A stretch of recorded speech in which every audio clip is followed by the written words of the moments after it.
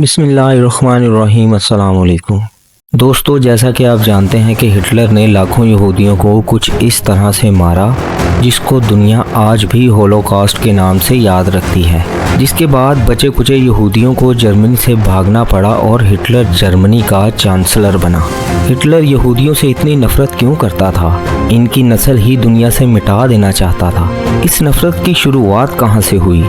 आज की वीडियो में हम यही सब डिस्कस करने वाले हैं। आगे बढ़ने से पहले आपसे एक छोटी सी दरख्वास्त है कि वीडियो को लाइक, चैनल को सब्सक्राइब करते हुए बेल आइकन पर ज़रूर क्लिक कर दें ताकि हम अपनी अगली वीडियो में दोबारा मिल सकें। दोस्तों, ये बात तो आपने सुनी होगी कि जब हिटलर ने लाखों यहूदियों को मौत के घाट उतारा, इसके बाद हिटलर का कहना था कि आज से दुनिया मुझे जालिम के नाम से याद रखेगी। मैंने 90% यहूदियों को ख़त्म कर दिया, लेकिन एक वक्त ऐसा आएगा जब दुनिया मेरी बातों से इत्तफाक करेगी।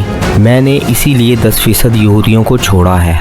दोस्तों, आपने आज तक ये तो सुना होगा कि यहूदी कौम परस्त हैं, और बिल्कुल ठीक सुना है, ऐसा ही है। तो आपका ये भी जानना बहुत ज़रूरी है कि हिटलर यहूदियों से कम कौम परस्त नहीं था जैसे यहूदियों का मानना है, या आप कह लें इंडिया में ब्राह्मण तबका खुद को बाकियों से अफजल समझता है। बिल्कुल इसी तरीके से हिटलर का ये अकीदा भी बहुत पक्का था कि जर्मन दुनिया की अजीम तरीन नस्ल है और पूरी दुनिया पर सिर्फ जर्मन्स की हुकूमत होनी चाहिए।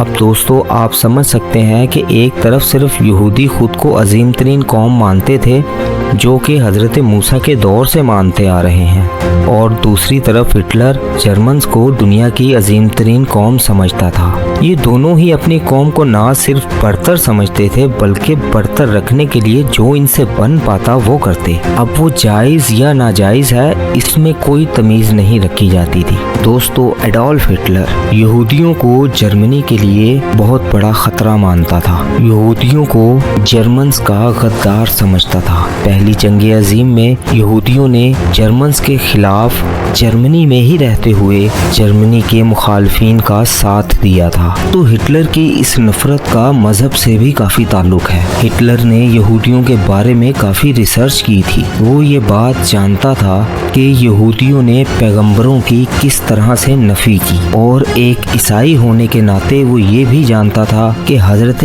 ईसा को सलीब पर इन्होंने ही लटकाया था। अजीम तरीन कौम समझना तो दूर की बात, हिटलर यहूदियों को दुनिया की बदतरीन कौम समझता था। दोस्तों, ये बात तो आप भी बखूबी जानते होंगे कि यहूदियों ने शुरू से ही पूरी दुनिया में अपना असर और रसूख कायम करने की कोशिश की है। हिटलर के दौर में भी यहूदी जर्मनी में यही सब कर रहे थे।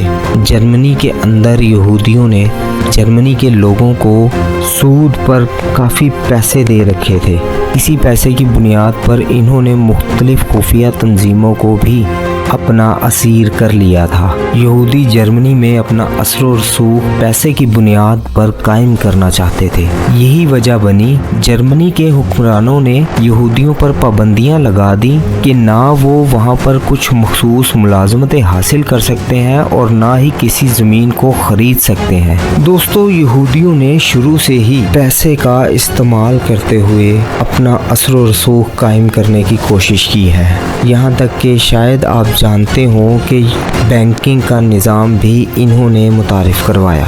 जर्मनी में यहूदियों के बढ़ते हुए इस असर और रसूख को हिटलर ने बिल्कुल भी बर्दाश्त नहीं किया, और इसी नतीजे में सन 1938 को यहूदियों के खिलाफ पुरतशद्दुद कार्रवाइयाँ शुरू कर दी गई। यहाँ तक कि एक ऐसा भी टाइम आया जब हिटलर ने यहूदियों को अपने नाम के साथ कोई ऐसे नाम का इजाफा करना लाजमी करार दे दिया गया जिससे उनका यहूदी होना साबित होता हो। एडोल्फ हिटलर के चांसलर बनने के 2 महीने बाद ही हिटलर ने एक ऐसा बिल पेश किया जिसमें यहूदियों को मुख्तलिफ शोबों से बाहर निकालने का इंतज़ाम किया गया था। यहाँ तक कि अगर किसी शख्स के नानी नाना या दादा दादी भी यहूदी थे तो उनको उनकी नौकरियों से फारिग कर दिया गया। ऐसे यहूदी जो अपने नाम से यहूदी नहीं लगते थे, इनको ये ज़रूरी करार दे दिया गया कि इन्होंने अपने नाम के साथ एक ऐसा नाम लाजमी लगाना है जिससे उनकी यहूदियत ज़ाहिर हो। किसी की भी नस्ल कुशी करना इसकी इस्लाम कभी इजाज़त नहीं देता, मगर आज या कल यहूदियों को ये इजाज़त किसने दी कि वो फ़लस्तीनी मुसलमानों की नस्ल कुशी करे और दुनिया की ढिठाई आप सब पर अयां है। अभी तक के लिए इतना ही, मिलते हैं अपनी अगली वीडियो में, तब तक के लिए इजाज़त चाहूँगा। अल्लाह आपका हाफिज़ व नासिर।